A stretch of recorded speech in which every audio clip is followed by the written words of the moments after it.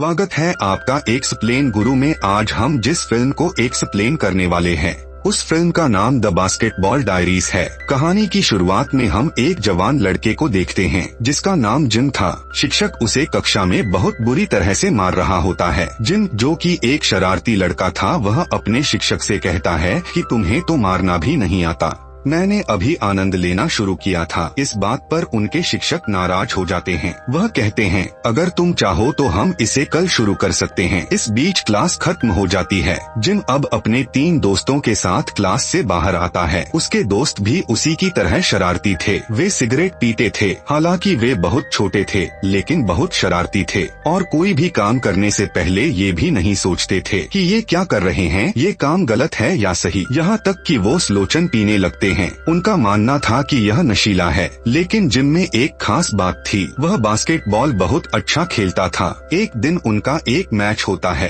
और वहाँ पर जिम बास्केटबॉल का मैच बहुत अच्छा खेलता है और वो जीत भी जाते हैं। लेकिन मैच के दौरान जिम का दूसरा दोस्त लॉकर रूम में जाता है और दूसरी टीम के खिलाड़ियों की घड़ियां, उनका कीमती सामान और पैसे चुरा लेता है। जिम जब मैच जीतकर अपने दोस्तों के साथ बाहर आता है तो उसके सामने दूसरी टीम के खिलाड़ी खड़े होते हैं और वो उन्हें कहते हैं, हमें कोई कह रहा था कि तुमने हमारा कीमती सामान चुरा लिया है, हमें वापस दे दो। लेकिन जिम और उसका दोस्त इस बात को मानने को तैयार नहीं थे, इसलिए वे टीम के साथ लड़ने लगते हैं। दोनों एक दूसरे पर वार कर रहे थे। जिसके बाद हम देखते हैं जिम अपने एक दोस्त से मिलने अस्पताल जाता है जिसे ब्लड कैंसर था। जिम का दोस्त जब 6 साल का था तब से इनकी काफी अच्छी दोस्ती थी। जिम का दोस्त भी जानता था कि वह बास्केटबॉल का बहुत अच्छा खिलाड़ी है। लेकिन 2 साल पहले जिम के दोस्त को पता चला कि वह बीमार है। जिम चाहता था कि उसका दोस्त जल्दी से ठीक हो जाए क्योंकि वह उसे दुनिया में अपना सबसे करीबी मानता था। जिम उसे घुमाने के लिए बाहर ले जाता है लेकिन उसे यह बिल्कुल पसंद नहीं है, इसलिए जिम उसे अस्पताल छोड़कर अपने घर वापस आ जाता है। जिम अपना ज्यादातर समय स्कूल के 3 दोस्तों के साथ बिताया करता था। बास्केटबॉल के साथ साथ उनमें एक और हुनर था, वह था उसकी राइटिंग। जिम के मन में जब भी कोई ख्याल आता तो वह अपनी डायरी में एक कविता जरूर लिखता था। उधर जिम का दोस्त जो अस्पताल में बीमार था, उसकी भी कुछ दिनों बाद मौत हो जाती है। जब जिम उसे देखने जाता है तो उसकी हालत बहुत खराब थी क्योंकि वह अपनी बीमारी के कारण ढांचे में बदल चुका था। जिम उसकी हालत देखकर बहुत रोता है। उनकी मौत के बाद उन्हें समझ नहीं आ रहा होता कि अब वह अपनी जिंदगी में क्या करें। जब जिम अपने स्कूल के दोस्तों के साथ मूवी देख रहा होता है तो वह बहुत उदास होता है। वह सिर्फ अपने दोस्त की मौत के बारे में सोच रहा था, इसलिए वह अपने दोस्तों को छोड़कर एक बेसमेंट में चला जाता है जहाँ कुछ लोग हीरोइन का नशा कर रहे थे। जिम पहली बार उनसे एक इंजेक्शन लेता है और उसे खुद पर लगा लेता है और इसे लगाने के बाद जिम का दर्द और गम सब कुछ खत्म हो जाता है। वह एक अलग दुनिया में पहुंच जाता है और जब वह घर आता है तो उसकी हालत देखकर उसकी माँ बहुत परेशान हो जाती है। जिम अपनी माँ से कहता है, माँ मुझे छोड़ दो, तुम कुछ नहीं जानती। अब धीरे धीरे जिम और उसके दोस्त इस नशे को करने लगते हैं। यहीं से जिम की तबाही शुरू जाती है। पहले वह हफ्ते में एक बार करता था, फिर 2 दिन और फिर धीरे धीरे उसे लगने लगा कि वह हर समय उस नशे को करना चाहता है। लेकिन इस नशे के लिए उन्हें काफी पैसों की जरूरत थी।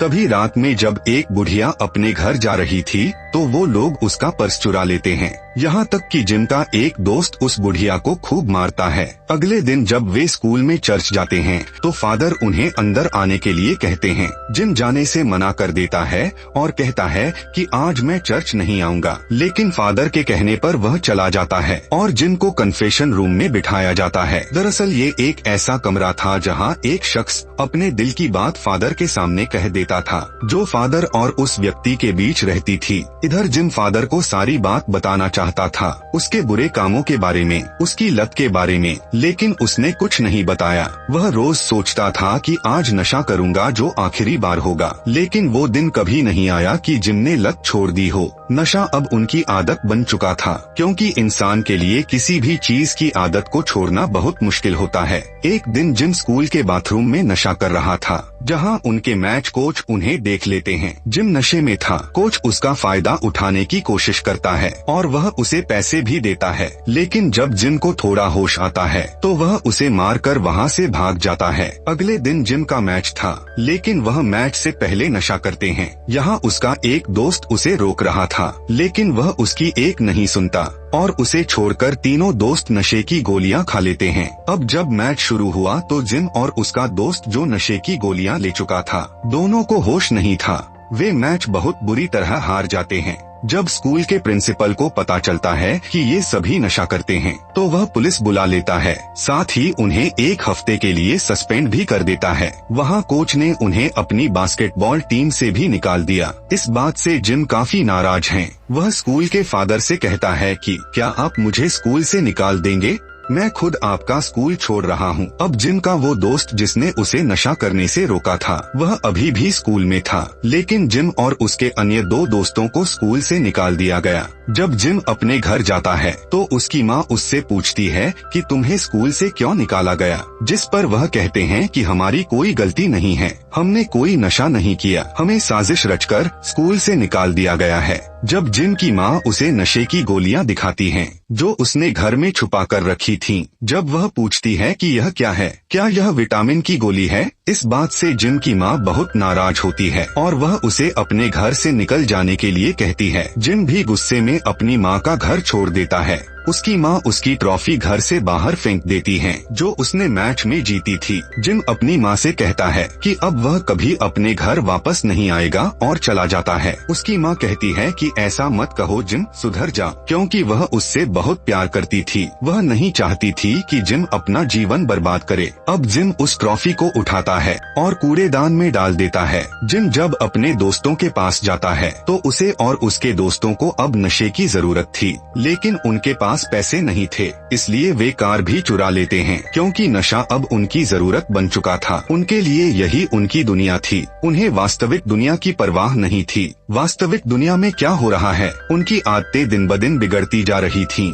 अब वे भी किसी दुकान में चोरी करना चाहते हैं, जहां जिम के दोस्त, जिसका नाम मिकी था, उसे एक बंदूक मिलती है जो नकली थी, लेकिन फिर भी वह उसे अपने पास रखता है। जिम का दूसरा दोस्त पूरी तरह से नशे में था।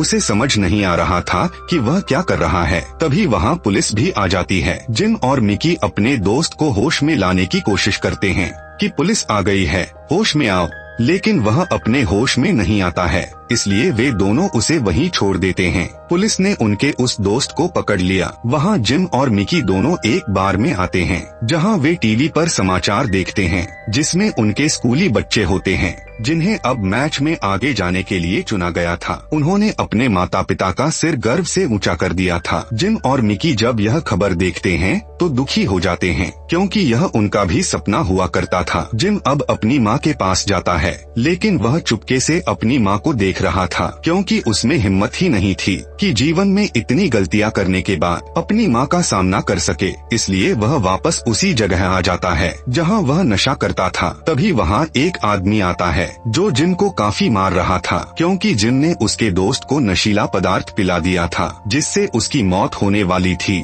जिम उस आदमी से कहता है कि इसमें मेरी क्या गलती थी, तुम्हारे मित्र को वह नशा हजम नहीं हुआ। लेकिन वह आदमी उसे बहुत मारता है और उसे सीढ़ियों से नीचे भी गिरा देता है। जिम के दिमाग ने अब काम करना बंद कर दिया था। वह तरह तरह से मतिभ्रम करने लगता है। कभी कभी वह देखता है कि वह बास्केटबॉल खेल रहा है, जिसके जाल में आग लगी होती है, लेकिन यह सब उनकी कल्पना मात्र थी। वह आदमी उसे मारकर वहीं पर बर्फ पर गिरा जाता है। तभी एक और आदमी यहाँ आता है, जिसका नाम रेगी था। जिम जब नशा नहीं करता था तो रेगी उसके साथ बास्केटबॉल की प्रैक्टिस करता था। वह जानता था कि जिम बहुत अच्छा खिलाड़ी है, इसलिए वह उसे उठाकर घर ले जाता है। जब जिम को होश आया तो वह रेगी के घर से जाना चाहता था। जब उन्होंने अपने कोट की जेब चेक की तो उसमें कोई नशा नहीं था। जिम उस आदमी से कहता है कि तुम मुझे मेरा नशा दे दो, लेकिन वह कहता है नहीं, मैं इस तरह तुम्हारा जीवन बर्बाद नहीं कर सकता। वह उसके नशीले पदार्थ को उसके सामने पानी में बहा देता है। जिम उस पर गुस्सा हो रहा था। वह अपने नियंत्रण से बाहर हो जाता है और रेगी से कहता है कि तुमने मेरा नशा बर्बाद कर दिया, अब आप मुझे इसके लिए भुगतान करेंगे। लेकिन रेगी उसे पकड़ लेता है और कहता है कि तुम यहाँ से कहीं नहीं जाओगे जब तक आप खुद पर नियंत्रण नहीं रखते। वह अपने कमरे के सामने पहरेदार की तरह बैठता है। नशा न करने के कारण जिम की हालत बहुत खराब हो गई थी, पर अब धीरे धीरे वह सामान्य हो रहा था। जब सुबह होती है तो रेगी उससे कहता है कि मैं अपने काम पर जा रहा हूँ और तुम यहीं पर रहना। रेगी के जाने के बाद जिम खुद को नियंत्रित करने की कोशिश करता है, लेकिन वह ऐसा नहीं कर सकता। उन्हें एक बार फिर से सारी दुनिया घूमती हुई दिखाई दे रही थी। वह रेगी के घर में पैसे की तलाश शुरू कर देता है, लेकिन वहाँ उसे पैसे नहीं मिलते। तो अब वह यहाँ से एक लड़की के पास जाता है जो पहले उसकी दोस्त हुआ करती थी। यह लड़की भी नशा करती थी। जिम अब उससे पैसे मांगता है, लेकिन वह नहीं देती, क्योंकि एक बार इसने जिम से पैसे मांगे थे, लेकिन जिम ने देने से मना कर दिया। जिम एक भिखारी की तरह भीख मांगने लगता है, तो वह लड़की अब थैले में से पैसे जमीन पर फेंक देती है और चली जाती है। जिम को उसकी इस हरकत से काफी गुस्सा आता है। वह कहता है कि मुझे पता है कि तुम कौन हो, तुम एक शरारती लड़की हो। लेकिन वह वहाँ से निकल चुकी थी। अब जिम जमीन पर पड़े पैसे उठाता है, क्योंकि वो ऐसे मुकाम पर था जहाँ इज्जत और ईगो कोई मायने नहीं रखता। लेकिन अब यह पैसा नशा करने के लिए काफी नहीं था, जिसके बाद वह अपने दोस्त मिकी के पास जाता है और वे दोनों एक आदमी के पास जाते हैं और उससे नशीला पदार्थ खरीदते हैं। लेकिन जब उन्होंने उसकी जांच की तो वह नशीला पदार्थ नकली निकला। वे दोनों दौड़कर उस आदमी के पीछे चले जाते हैं, जो दौड़ता हुआ एक बिल्डिंग की छत पर आ जाता है। जब मिकी उसे पकड़ने की कोशिश करता है तो उस आदमी का पैर फिसल जाता है, जिससे वह नीचे गिर जाता है और उसकी मौत हो जाती है। जब जिम वहाँ पहुँचता है तो वह मिक्की से कहता है, तुमने क्या किया? अब हमें कोई नहीं बचा सकता, तुमने उसे मार डाला। और जब मिकी नीचे जाकर चेक करता है तो गैंग के कुछ लोग आकर उसे पकड़ लेते हैं और उसे खूब मारते हैं। पुलिस ने भी उसे पकड़ लिया। इतना सब होने के बाद भी जिम को कुछ समझ में नहीं आता।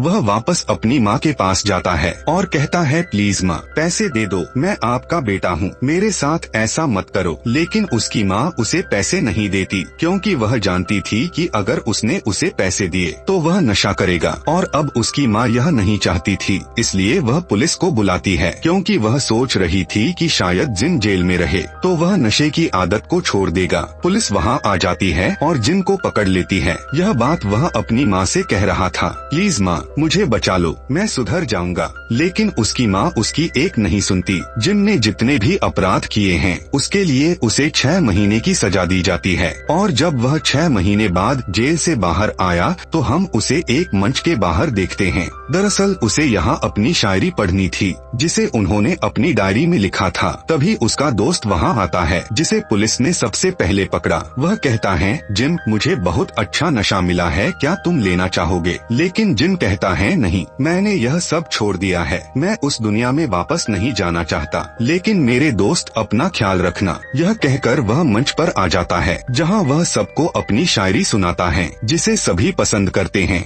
हर कोई ताली बजा रहा था। अंत में हमें बताया जाता है कि जिम ने 17 साल की उम्र में अपनी डायरी पूरी की थी, जिसका नाम द बास्केटबॉल डायरीज था, जो इस फिल्म का नाम भी है, जो बहुत प्रसिद्ध हुआ था। और 22 साल तक जिम कैरोल के 2 नावेल भी प्रकाशित हुए। तो यह थी जिम की कहानी, जो हमें यह संदेश देता है कि अपने जीवन में हमेशा सही रास्ते पर चलें, बुरे कर्मों से बचें तथा बुरे मित्रों की संगति से दूर रहें। हर बुरा काम करने से पहले या फिर किसी भी बुरी चीज को अपनी आदत बनाने से पहले यह सोचकर कि इसका असर आपके माता पिता के जीवन पर भी पड़ता है। अगर जिम की माँ ने उस दिन पुलिस को फोन न किया होता तो जिम नशा करना कभी नहीं छोड़ता और शायद कुछ सालों बाद उसकी मृत्यु हो जाती। इसलिए हर बुरी आदत से दूर रहें। इसी संदेश के साथ यह फिल्मी कहानी यहीं समाप्त हो जाती है।